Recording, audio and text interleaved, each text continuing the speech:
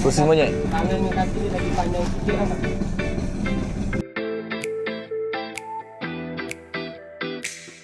Tangan kat sini cik. Depan ni cik punya bilik. First digit floor, belakang room number. Sorry awak. Sorry, it's okay, it's okay.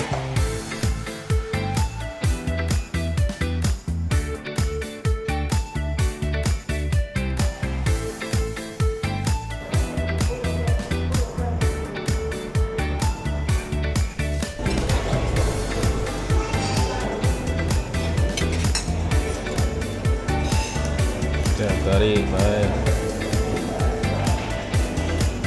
Banyak.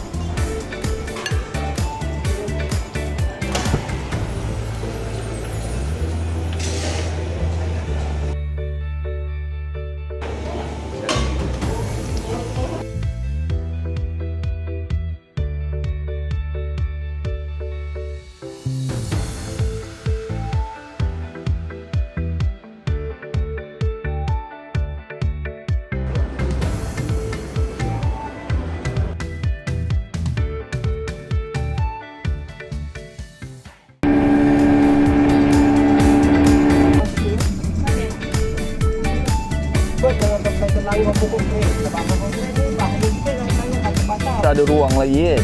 Pasal ni semua boleh masuk, cuma air dia je. Air je lah. Kalau dalam, okey je. Sebab ni pun dah nampak macam ada... Ya, ni pun dah cekak kan yang depan tu. Oh. Dia sama takut. Dia sampai tu.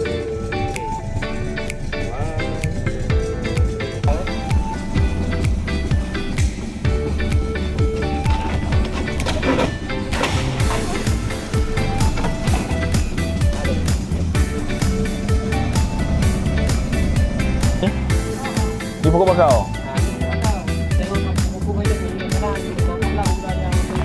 Ada? Tu, jap, ambil video.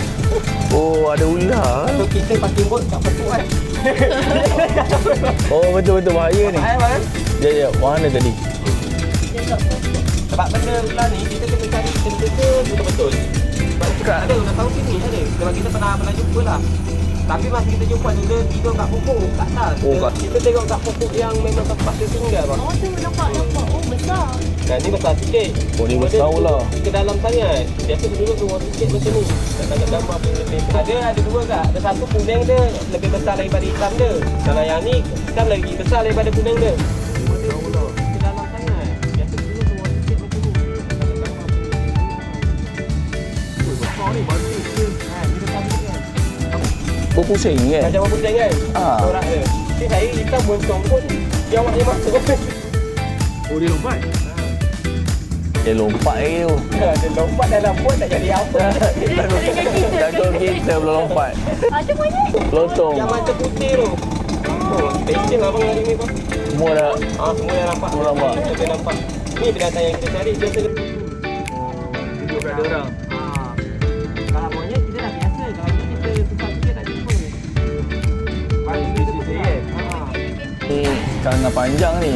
Betul. Bang, ini laju bang. Oh, Dia punya jalan dia tinggal bang tu laju. laju ni. Tapi yang ni comel sikit. Comel dia jauh.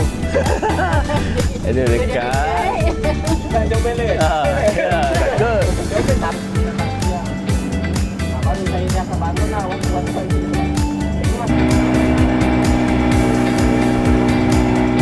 Si pengalaman yang menarik. Kebetul. Pengalaman.